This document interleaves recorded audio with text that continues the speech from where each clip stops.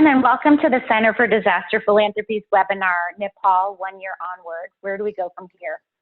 I'm Regine Webster, and I'm the Vice President of the Center for Disaster Philanthropy, and I'm looking forward to spending the next hour with each one of you talking about the situation in Nepal 1 year after the devastating earthquake.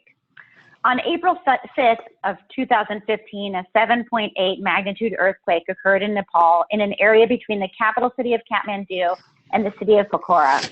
Tremors and aftershocks were felt across the region in India, Bangladesh, Tibet, and on Mount Everest. Thousands died, thousands more were injured, and many more were left without homes, food, or water.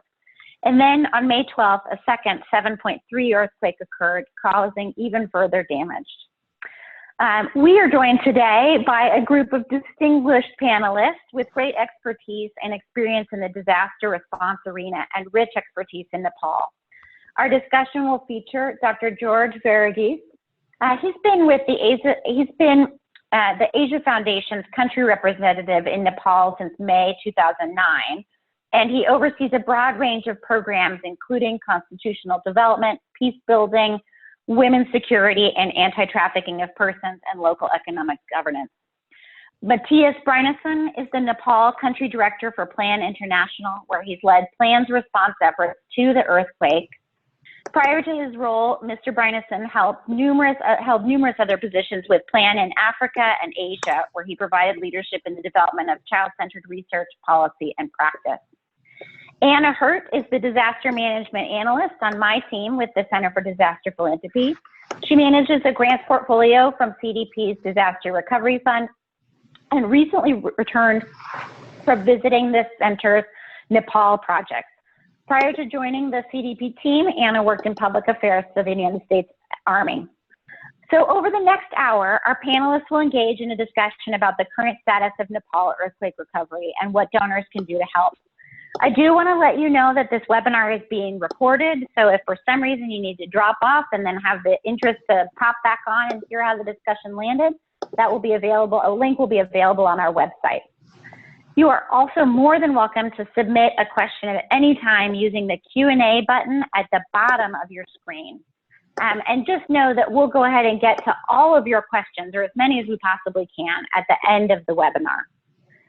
I'd also like to give special thanks to Joe Ruiz with the UPS Foundation. Joe Ruiz is our counterpoint at the UPS Foundation. He's a tremendous individual involved both domestically and internationally in the humanitarian crises arena, working tirelessly to ensure that vulnerable populations' needs are met. And specific thanks to the UPS Foundation for supporting this webinar and supporting the Center for Disaster Philanthropy overall. I promise I'll stop talking in a moment, but I want to give you just a really quick overview of the situation. Again, the earthquakes that struck Nepal last April and last May, at least 9,000 people died and 22,000 people were injured. About 600,000 homes were destroyed and 280,000 homes were damaged. A year later now, many people continue to live in their damaged homes or in a temporary shelter. The immediate needs that we saw of food, water, shelter have transitioned into permanent needs. 1 year later, there are still significant needs in shelter and building, water, sanitation and hygiene, education and livelihood, and each with a place in the big picture of complete recovery. World Bank recently released a 1 year assessment that noted the earthquakes pushed an additional 700,000 new people, that's almost 750,000 new people, well past the poverty line through business and personal losses. So over the course of the next 45 minutes, 50 minutes, we'll look to Mattias and to Anna and George to help us unpack the range of needs that continue. Mattias, perhaps since you are on the ground, and again, I will say good morning to you, since you are on the ground in Nepal, why don't you give us just a snapshot of what you're seeing about the recovery efforts as we speak? Thank you. It's nice to be talking to all of you today. I'm in Kathmandu now, and well, in terms of the recovery, I think the main theme is the delay in recovery. start recovery and rebuilding. Over the last year, since this devastating earthquake, we really had multiple emergencies here in Nepal, starting with the difficult geography and access to these remote mountain areas and villages where the affected people and children were, followed by the rainy season a month, 2 months after, and then political issues and strikes, which led to a border closure and a lack of food and gas for moving around and supplies. And then in December last year, the winter, which brought a lot of snow and cold weather to the families living at altitude. So this has led to that we would probably have wanted to start the recovery a lot earlier, but we actually were in relief mode, providing direct assistance to the affected families and children. And recovery didn't really start until maybe late January or February in terms of the proper planning. So I think that delay is a big concern, and the rainy season will come again now in a month or so, and we have 500,000 families living in temporary shelters, hundreds of thousands of children studying in temporary schools, and it's very important that the long-term rebuilding and recovery gets started as soon as possible. And George, can you add to what Mattias just said and spend a few minutes explaining some of the challenges that Nepal has faced over the last year? And those could include the blockade, the constitutional debates, and then the marginalized related criticism. Thank you, Regine. I think Mattias kicked us off really well on this conversation. I'll dwell a little bit on what last year means in the sort of the long-term trajectory. We have to remember that the earthquake occurred at a time where Nepal was already quite debilitated with regard to political instability and an economic downturn. And so the earthquake struck at the worst possible time. The previous year had seen a tropical storm, had seen a massive landslide on the Sankoshi River, and various other challenges. All this to say that countries like Nepal confront disaster and don't recover as well. In other words, they are not at all resilient to begin with. And then when one more disaster strikes, it sends them further backwards. And so one of the numbers that the World Bank used recently was the 700,000 being sent into poverty. The consequent economic number is a negative 1.5 hit on the economic growth rate. Combined with the blockade that Mattias referred to, we're looking at a 0% growth for this year in Nepal. So that's one problem. Another problem that's been confronted over the last several years, but that's been accentuated by the earthquake, has to do with the policy volatility that we see because of the political instability over the last several years. It's not only the instability owing to the constitutional development process right now, but also the experiment with democracy since 1990. Just to give you a sound bite, I've estimated 25 prime ministers in 25 years in Nepal. Now, if you could imagine that, what level of reform is possible, what level of delivery of public goods and services are possible when there is this sort of instability and volatility. So we have to keep that in mind when we talk about not only relief, but earthquake recovery, because recovery presumes investments in resilience. And investments in resilience presume a unity of purpose and a common minimum agenda among political parties with regard to setting the country up the right way for the next disaster and ensuring that those who are affected are served properly. So these two are really problematic issues.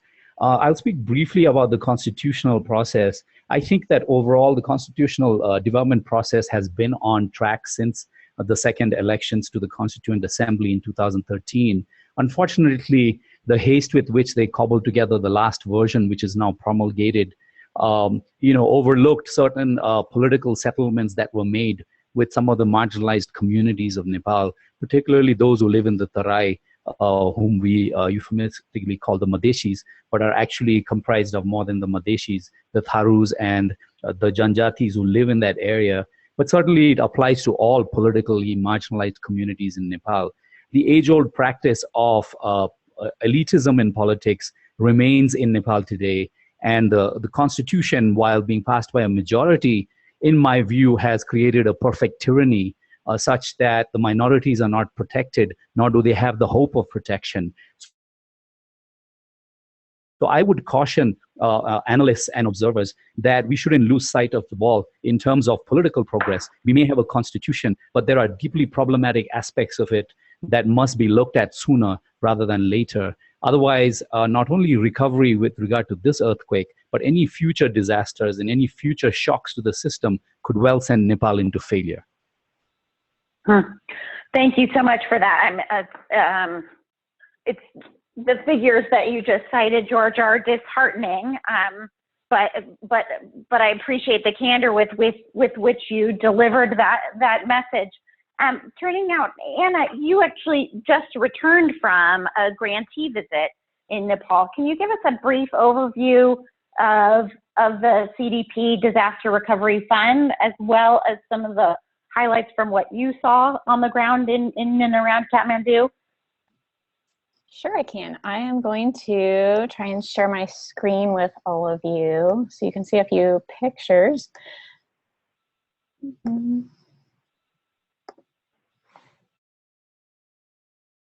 To get that completed. Well, and while you're getting your pictures up, I'll share with everybody. Please go ahead.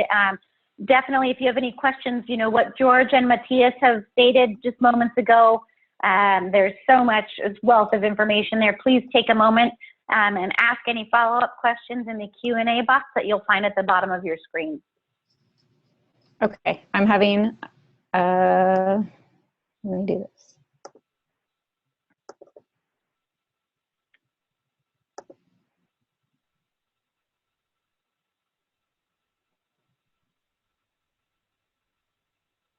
Oh, that's beautiful, Anna. We can see Perfect. can see the photo.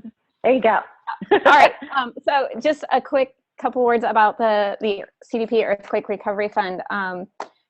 When right after the earthquake, CDP, of course, launched our efforts to create this fund, and we were aided by 300 donors in that process. And it was really amazing to see that kind of response and see so many people come together and be really invested in what was going on.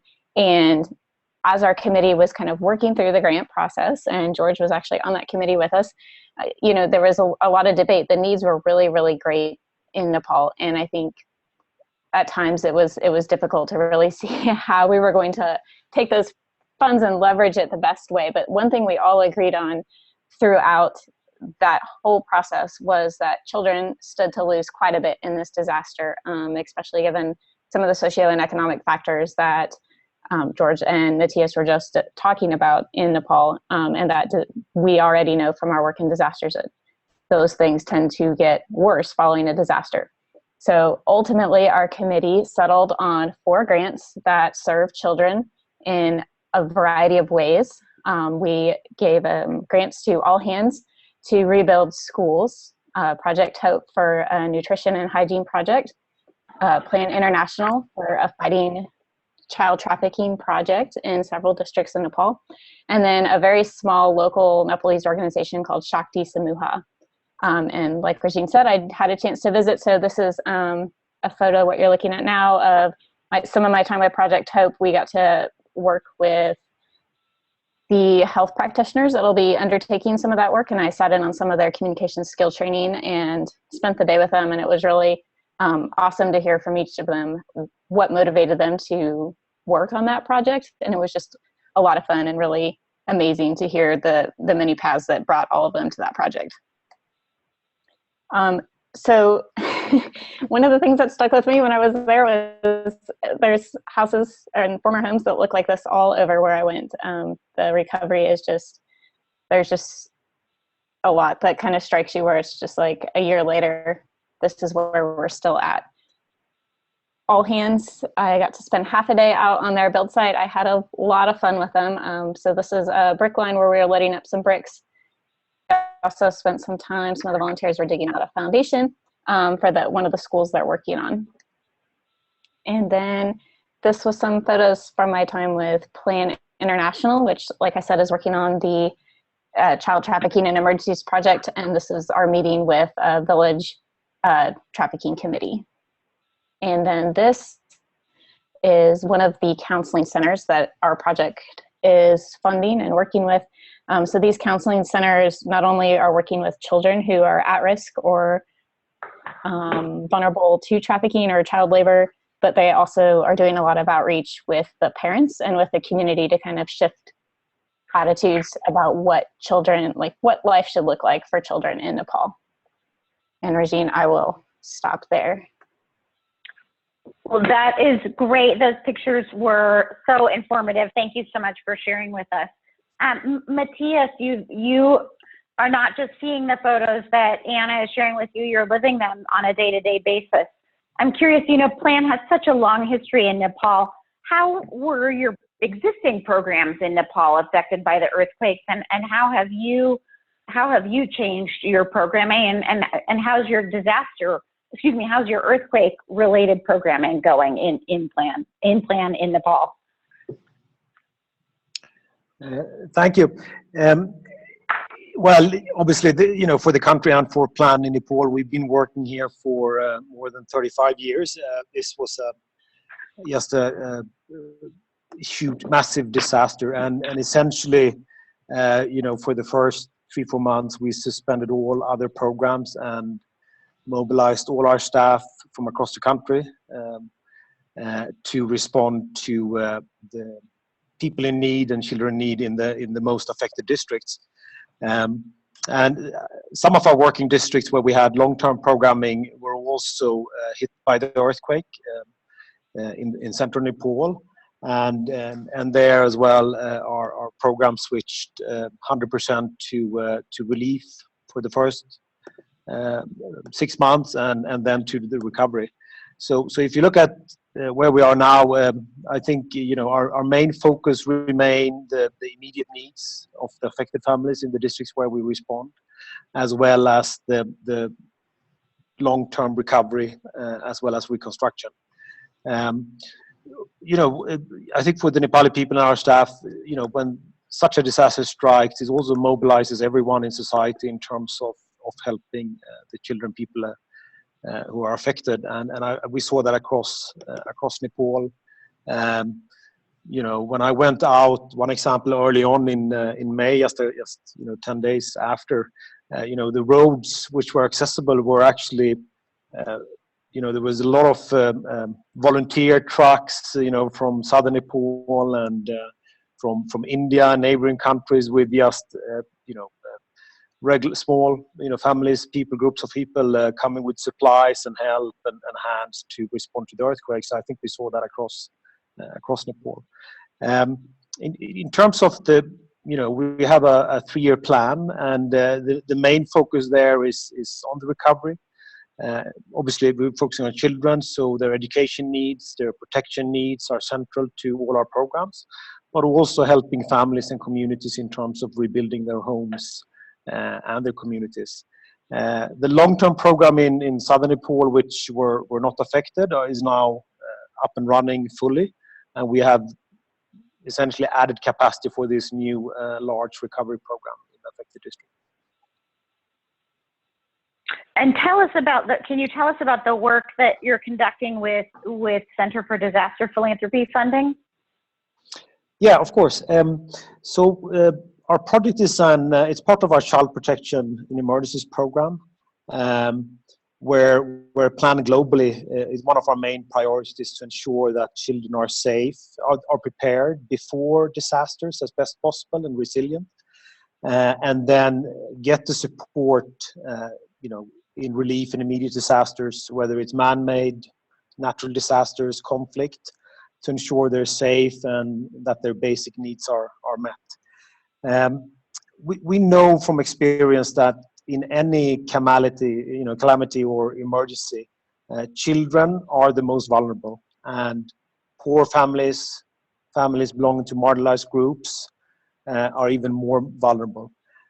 So it's actually from day one, it's important to not only focus on food and shelter, but especially on child protection.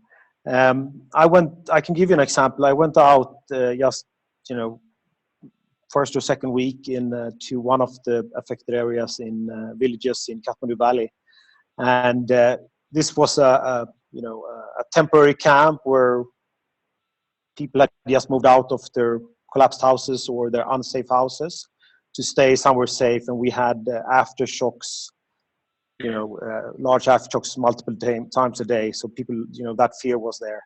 And the first time I went there, we had identified this site. We hadn't started work yet.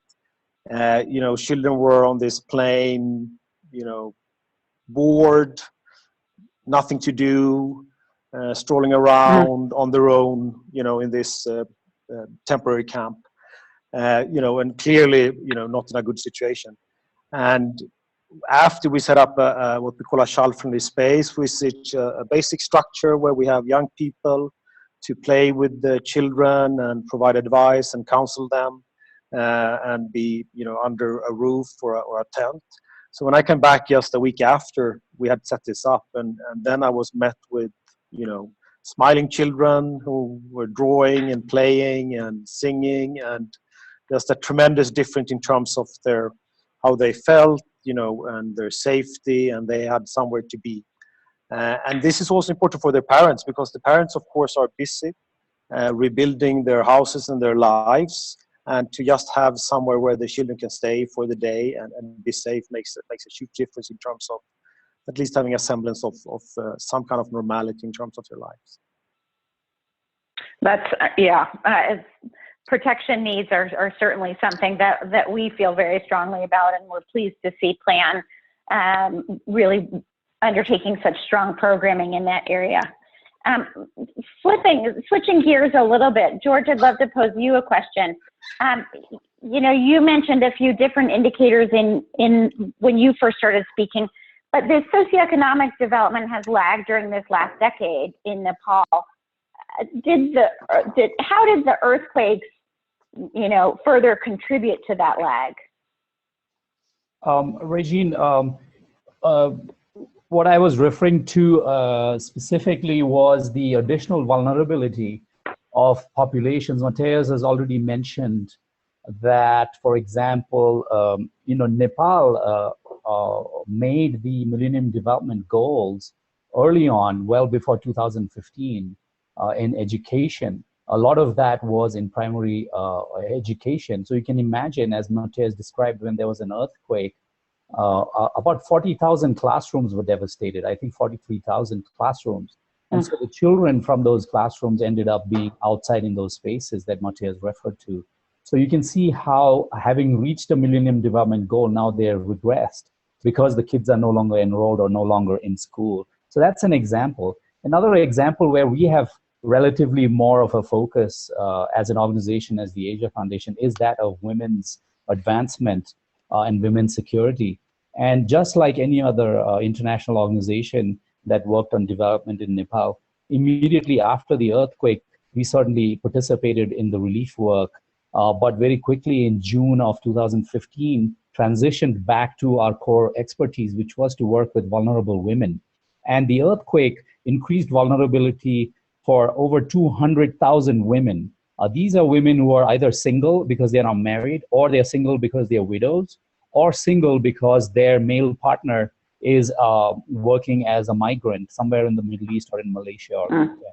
With the result that they are vulnerable physically, they are vulnerable because they cannot receive relief because others, more stronger, more sort of visible families would get it. And they're also vulnerable during transit. And so when they're moving to these camps, or they're moving from the camps to homes, let's say, of relatives in Kathmandu, they would be vulnerable to trafficking. And so 200,000 plus women were rendered vulnerable. Our information shows that they remain vulnerable because many of their homes have not been fixed, and many of them remain in camps. In terms of an anecdote, within weeks of the earthquake, the second earthquake, which was on May the 12th, we interdicted 2 truckloads of women and girl children being transported under the excuse of, rescue towards Kathmandu, but were essentially in the process of being trafficked. They had been promised a little bit of money as a sort of a promissory sort of payment in return for working in households so that they could easily get economic sort of livelihood options. But in fact, they were being transported by agents that were well known to our safe migration networks in the districts of Kavre and Sindhu Palchok. So that's an example of vulnerability to women as well with regard to social indicators. That is incredibly helpful, George. I really appreciate that. And again, everybody, you may have follow-up questions to pose to George, Mattias, or to Anna. So please go ahead and if you sort of hover over your screen at the bottom of the screen, a little Q&A box is there, and you can click on that and type any question into me that you want, and I'll field those over to all of our panelists. Regine, Anna. Yes, George, go ahead. Sorry, I was just going to add, just to speak to both mine and Mattias's comment, and which Anna probably saw as well, is this whole issue of psychosocial needs and trauma, or let's say trauma and needs, which affect, regardless of what you work on, you're working with people, whether they are children or whether they're women or otherwise, and the level of trauma is unbelievable. Even my little 3-year-old who was in the earthquake with us remains completely traumatized by loud noises and vibrations. And as you know, there have been over 30,000 tremors, but over 450 that exceed 4 Richter. And so these are significant aftershocks, and this is causing a lot of trauma to people. So in addition to living through actual earthquakes and devastation, you have people who are afraid to go back, people who are not well put together anymore. So the need for psychosocial assessments and counseling, something we certainly are providing, and I'm sure Plan and others are, is essential. And this is something that must remain a priority for those who wish to assist in Nepal. Hey, Yes. George or Mattias, two follow-up questions on that. Yeah. Could one of you give a simple, straightforward definition of psychosocial support activities and how that plays out programmatically for you all? And then Mattias, I'd love to hear your weigh in on George's remarks about the needs of children and adults who've been traumatized. Yes, sure. Well, for Prana, I mentioned just having a safe space to be, having someone to talk to about their experience, being able to share that with their friends or peers or with adults. And, we also use drawing and play with the children. Obviously, depending on, we have different ways for very young children and adolescent girls and boys. And then, this is the broader measures that takes place in these safe spaces. Coupled with that, we also have sessions in terms of self-protection, in terms of understanding what has happened, in terms of what's important for their daily care, in terms of hygiene, in terms of washing their hands, in terms of making sure the water is safe, that they're drinking. So basic skills for children with that. And then, within, a larger group of affected children, there will be obvious children which are much more severely traumatized. Maybe they've lost a family member. Maybe they've seen something horrific in terms of someone being injured or someone who's died. And then these children will then be referred to counselors with specific training from both from Plan and our partners, which focus on counseling, where they can have more direct one-on-one support in terms of their experience and talking about this.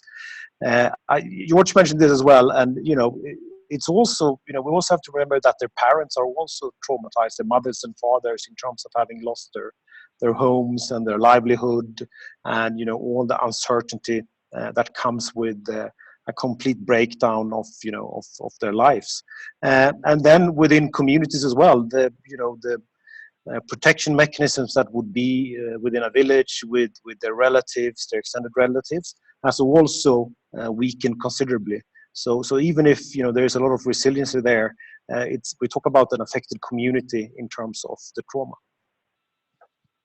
Anna, based on what Mattias and George have said about the needs for psychosocial support and protection, I'd love it, with your hat on as a funder, I'd love to hear how you've seen foundations or funders support either protection or psychosocial support needs effectively in Nepal. Yeah, well, I just wanted to say really quickly that when I was in Nepal, I was obviously interacting largely with adults. I didn't do a lot of hands-on anything with the children, but I would often ask people, just as general conversation, when I was talking to them, like, where were you when the earthquake happened? Or, what was it like for you during those days? Or, what were the aftershocks like?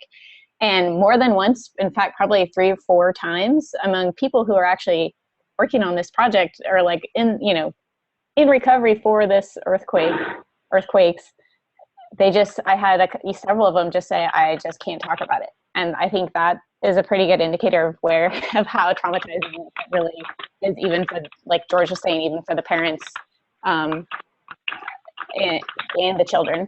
I think funders are in this really amazing position for psychosocial projects and work, because they can come in kind of in the long haul and look at who needs the support, where the support's needed, and really look at the gaps and meet those gaps. And it's, we've seen some really great work from different organizations, and some of whom we're supporting and are on the line with us today, that, are obviously working with children. But each of those organizations, has woven into their programs also reaching out to the parents and reaching out to adolescents, which is this really key part, because it takes a parent who's getting that extra help and extra boost to be able to adequately care for a child and give the child that support they need. So I think we're seeing really good things. And I think funders, because it's often not, it's a very long-term need that continues for years, doesn't show up for a few months, and are in a really good position to come on board and address that. If I could add. Thanks. Yes, please do. Just going back to the whole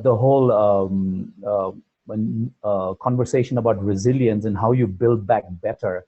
There's obviously a lot of conversation about the physical building, but in terms of resilience and psychological needs, I think this is the silver lining in the disaster, which is that for the last 40-50 years of development in Nepal, psychosocial counseling has been the sort of the stepchild, if you will, of development intervention, partly because of what Anna said, that it's a long-term and difficult, perhaps even to measure.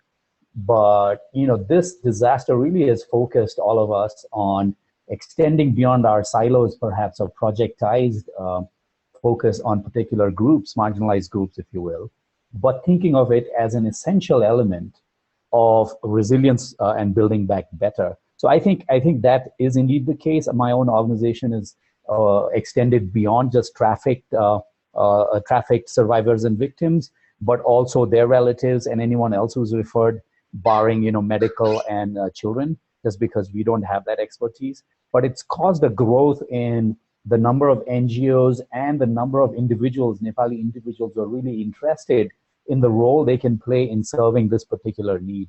Now, this disaster may come and go eventually, but the fact remains that for resilience, you need the ability to provide psychosocial support in the future.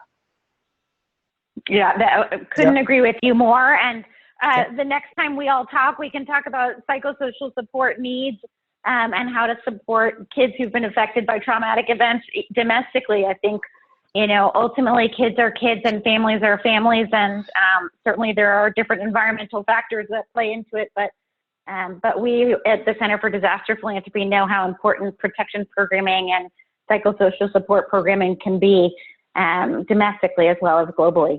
And Mattias, I heard you about to say something. Were you going to weigh in further on your work in this area? Yes, I just wanted to. No, I don't have a hands up on my phone here, but I just wanted to stress that when we ask children and their families in terms of what were their most priority needs after the earthquake, education comes out. It was the top for children, and I think it was the second highest after shelter for parents. So in terms of the psychosocial, getting children back into schools is one of the best way to bring back some kind of normality to their lives, even if that's a temporary school that we constructed with bamboo and wood and tin sheets or CDI sheets for roofing. So that's absolutely one of the key things we need to do in terms of healing, what these children have gone through. But we also know that when children are not in school, they're much more vulnerable to different forms of abuse and exploitation. So in the project we're implementing with the support from CDP, after an earthquake, children are already at risk before the earthquake because of poverty, belonging to an excluded group which has less opportunity, and also traditional practices which are harmful, which child marriage, for example, of girls is very common in parts of Nepal. Practices with girl children being in domestic work, being sent away for domestic work. So education and then preventing exploitation is when they're more vulnerable after an earthquake is incredibly important. And we're actually still running these spaces which are safe. We're still running them in our districts. They're now changed in terms of being more on life skills education and advice for adolescent girls, etc. So that need is there when the mechanisms or the protection mechanisms that were there before are weakened. So education and continue with the child protection support long term, I think, is critical. And linking back to your question about what funders and donors can do. For us in plan, we understand that in terms of the major infrastructure work, roads and large-scale housing, that's very much a role for the government and large international donors, banks, etc. But they don't always prioritize issues like child protection and psychosocial support and addressing gender-based violence, and that's where I think donors and funders with particular interests have a big role to play, both to provide support to implement these projects, but also to show these larger institutional donors that this is important and this makes a difference, because we can convince them in the long term to invest more for these priority areas. I think that's really a critical thing in terms of the support we would like to see from donors and funders. Thanks for that, Mattias. That's really helpful. We've got a couple of terrific questions in from the audience that I think we can turn to now. George, in thinking about the recovery process at the macro level, this question references that, and the question is this: at this point, who's leading the overall recovery process? Government, NGOs? To what extent is the overall recovery process being coordinated? Right. Thanks, Regine. And I think the questioner also had a follow-up question also about cooperation between those who are seeking to help. So I'll try to answer both. One, lest anyone think that there is actually no recovery work going on. There's been a whole host of local nonprofits and international nonprofits working from day one. In the initial days, it was a bit of a pandemonium. But since then, they've all been sort of moving along in terms of their own particular areas of interest. You should know that there was a very healthy collaboration between the international NGOs. There's an association for international NGOs in Nepal that's very active and has represented and advocated for the non-governmental side for many, many years. There's also a national NGO federation that cooperates with the international one. So there was already the sort of the architecture for coming together and talking on a very regular basis, and the earthquake only caused that to occur more regularly. So there has been that cooperation. Now, the other main player in this is the government. As many of you know, the government struggled to get going in the initial weeks. Although they were able to assure security, they weren't able to get beyond assuring security and getting really into vectoring relief supplies to begin with, and then recovery efforts. The National Reconstruction Authority, the NRA, officially started functioning in January of 2016, which is several months afterwards. But since then, they've completed recently their assessment, their own assessment of the disaster sites, just to be sure that when they're handing out funds, that they're being responsible and accountable. And many of us are feeding into some of their information, but they've got an office going, they've got a CEO, and a lot of this was subject to the politics that I mentioned earlier. But that seems to be easing up a bit. Now, to the last point of the question, there are many NGOs that specialize in relief and humanitarian assistance that arrived after the earthquake. They obviously are doing far more focused and technically sort of capable work than some of us like the Asia Foundation who don't work on relief. But there is a great amount of cooperation. There is data that we feed into the United Nations coordinator on the ground. And there is a regular sort of an update on their website with OCHA and others.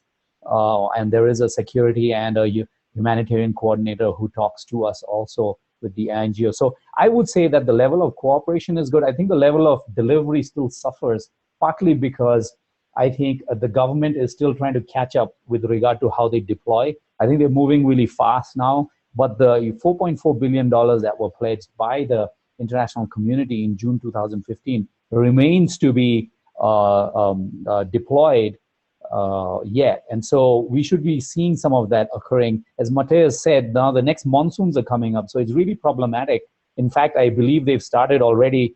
They could be pre-monsoons, but I think that they've started now, which means that we have people, several 100,000 still living out of their homes in the second monsoon since the earthquake. So yes, cooperation on information and coordination, but still the delivery of supplies and the delivery of assistance to rebuild back is lagging. Agreed. I appreciate that macro level. We have a more specific programmatic question that I'd love to put toward Mattias. Just curious if you have some good examples of using microcredit to assist people in getting their livelihoods back after the disaster. Yeah, thank you for that, Regine. Well, microcredit, I can give you a related example, which I think was a major change in the response in Nepal, and that's what we call cash programming. As you know, many of you know, with humanitarian aid, you often see, food being purchased and delivered, and different items, cooking gear for families. But what we found in Nepal is that, and more in the sector, is that providing cash to families so they can make their own decisions on their needs and what to use the funding for is actually much more empowering, because every family may have slightly different need, and this gives them the power to do that on their own.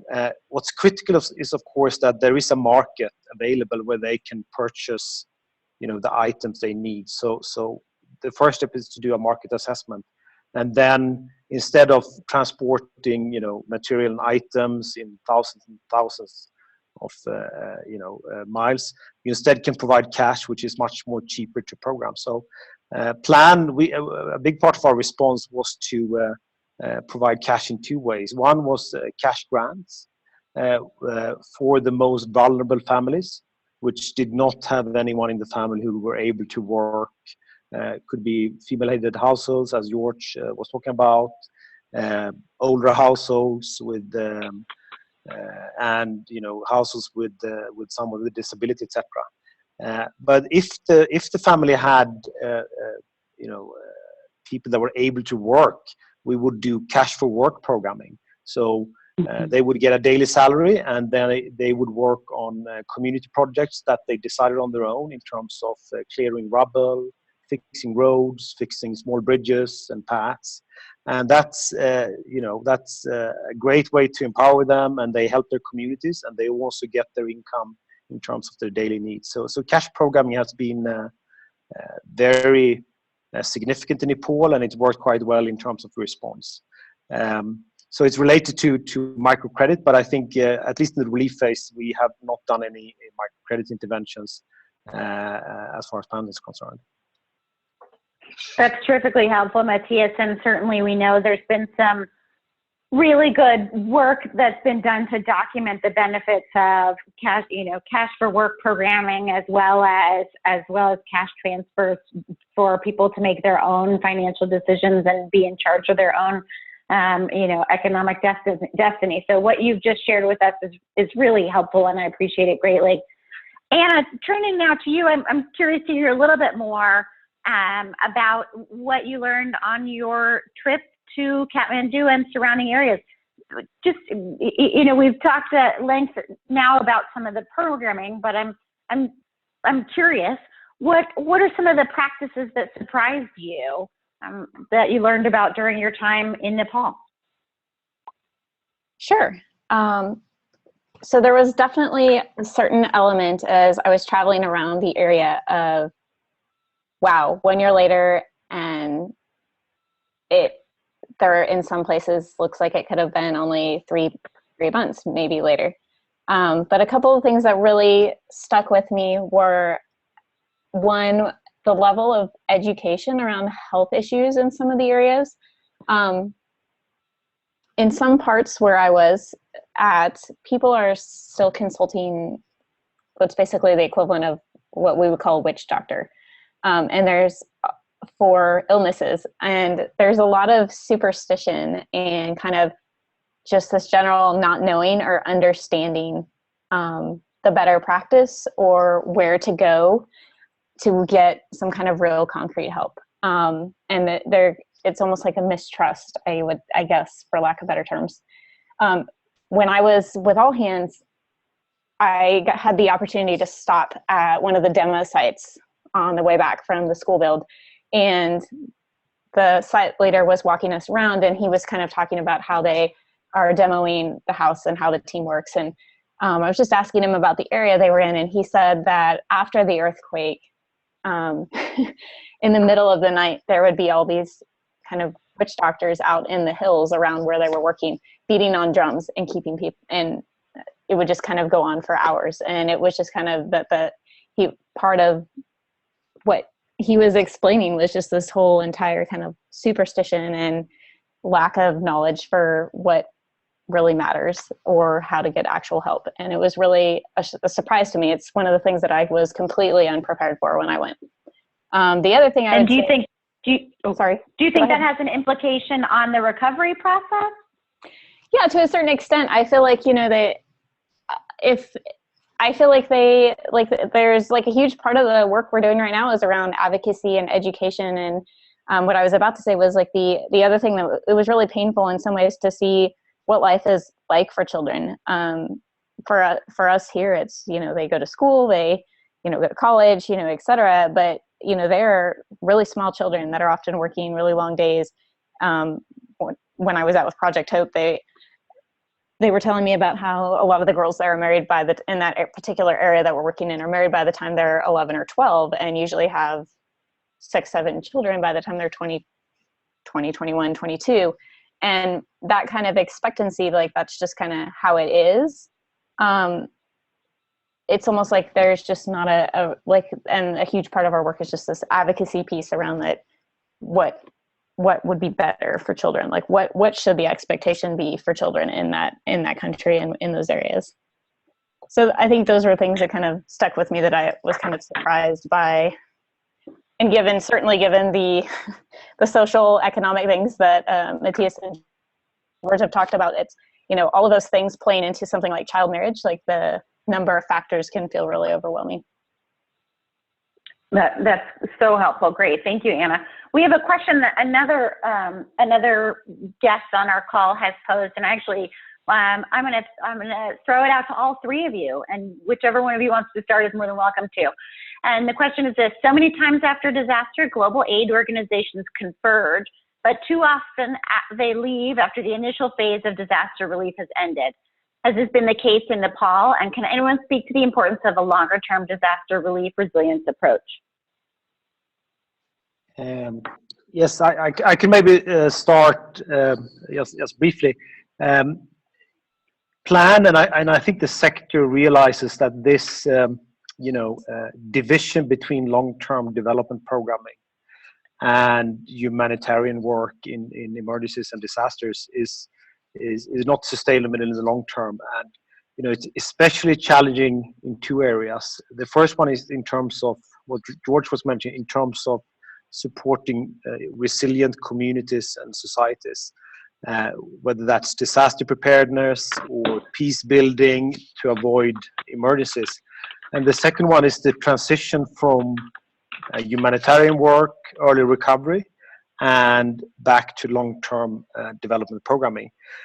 So what we talk about now is what's called full spectrum programming, which is a bit of a maybe internal word, but it's really about not seeing long-term development work supporting governments and families as separate from preparedness and humanitarian response and then recovery. We really have to look at this together, starting with resilience and in development, and making sure preparedness is there, so mitigate or reduce the impact of any type of disaster, and then continue with the long-term programming. And for Plan, we've been here, as I said, 35 years. We're going to stay for the next 15, 20 years, and that's where we want to go. At the same time, I think it's very important that in this initial relief phase, the first month usually, the need and the capacity is so huge, and both the government and the society was completely overwhelmed. So there is a role for these specialized agencies, which are great at doing that type of work and rapidly scaling up and bringing resources and life-saving support. So I think that's a very important role. The key thing is, of course, that it's coordinated, with the government and with the agencies, so you don't have chaos and doing it different everywhere. I could add, Regine, that yeah, go ahead. A couple of things. One is, as I mentioned in my initial remarks, it's really important to place this in the context of Nepal's development, and this could apply to other countries. I mean, that are least developed countries. Nepal is very much a least developed country. Make no mistake about it. And so the vulnerabilities that such countries have are quite different from countries that have graduated to the middle income group countries or even developed countries.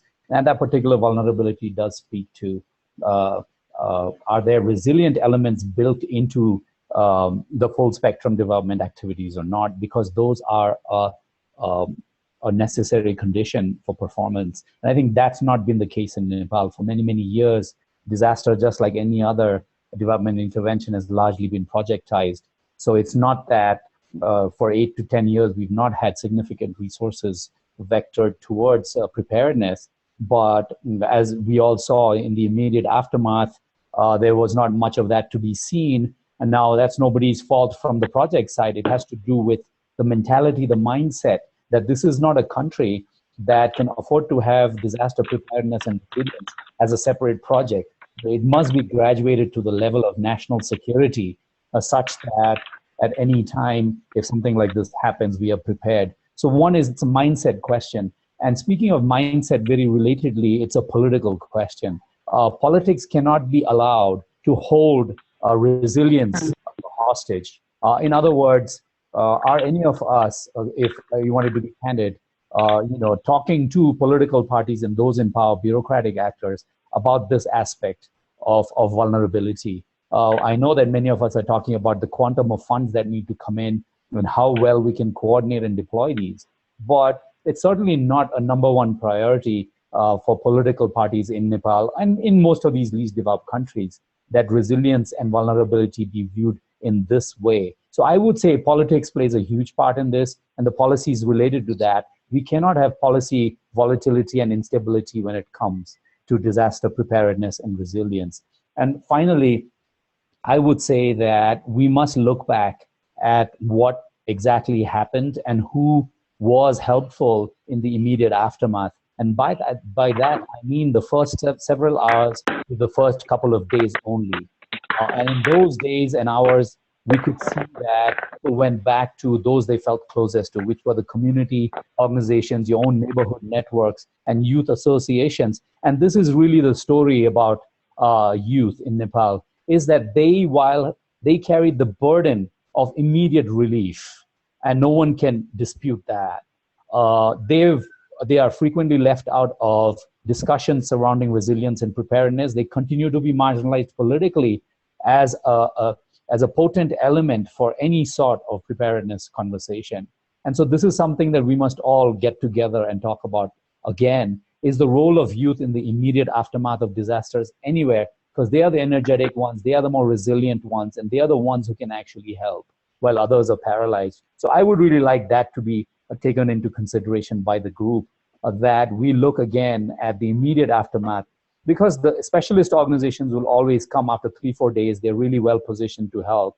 And the rescue ones will also fly in with their dogs and do the best they can. But in the end, the help comes from your neighbor, the help comes from your youth in your neighborhood. And these are the ones who must be empowered and built into any future resilience effort.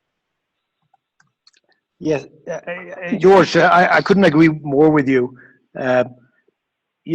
We talk about organizations, government helping, but, in terms of response, the community themselves, with their neighbors, with their relatives, is really one of the critical things in terms of responding to any disaster.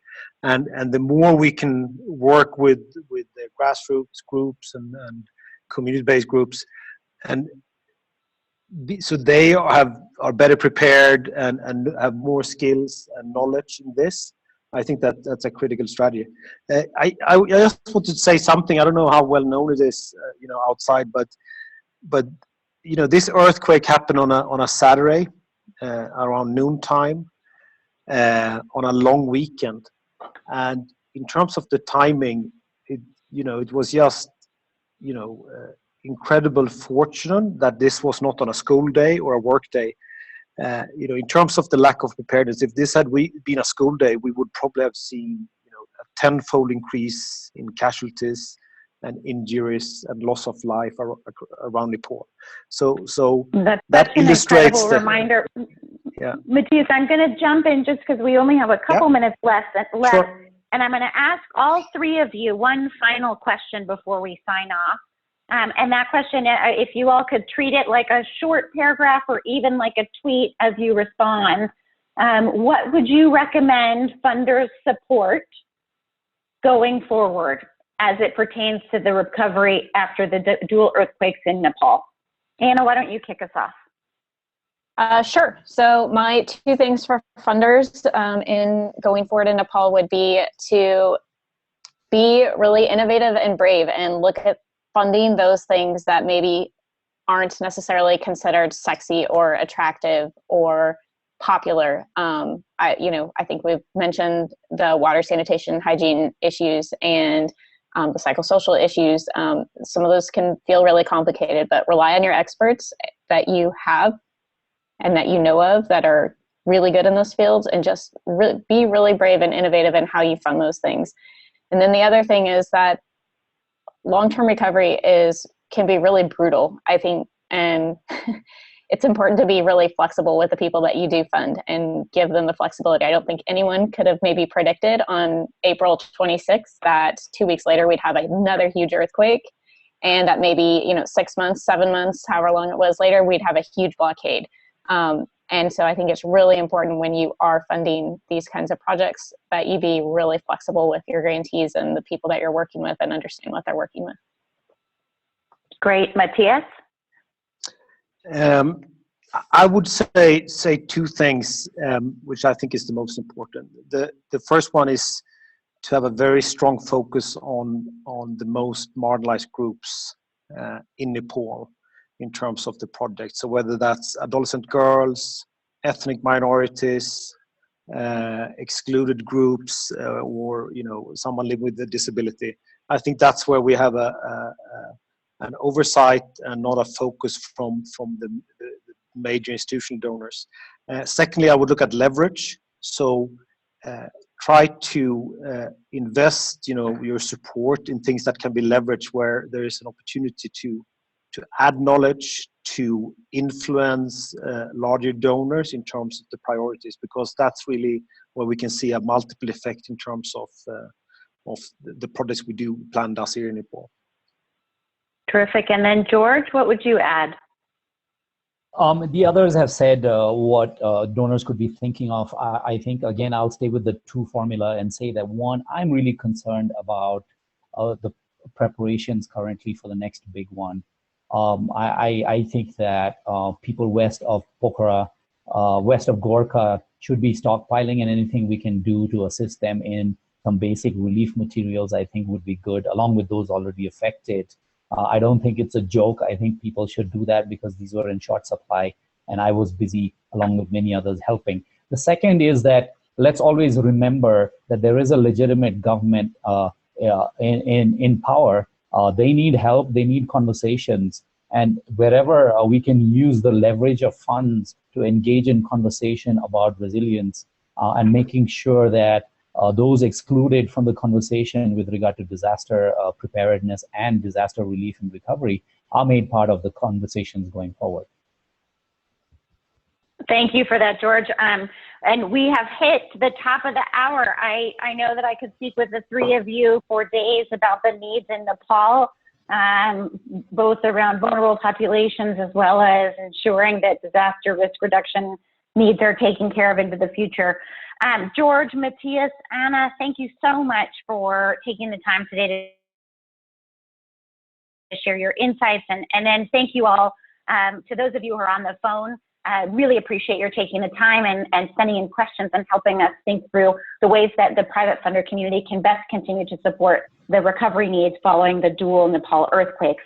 I am super easy to find. You are more than welcome to email me at any time. My email is regine.webster@disasterphilanthropy.org.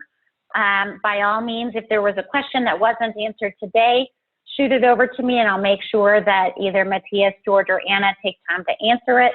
And certainly if you're considering additional work in Nepal, we hope you'll give the Center for Disaster Philanthropy a call or an email to me. We'd be happy to help you think how to best utilize your funds for an effective long-term recovery. Thank you all so much. Happy early Memorial Day weekend, and looking forward to speaking with you all soon.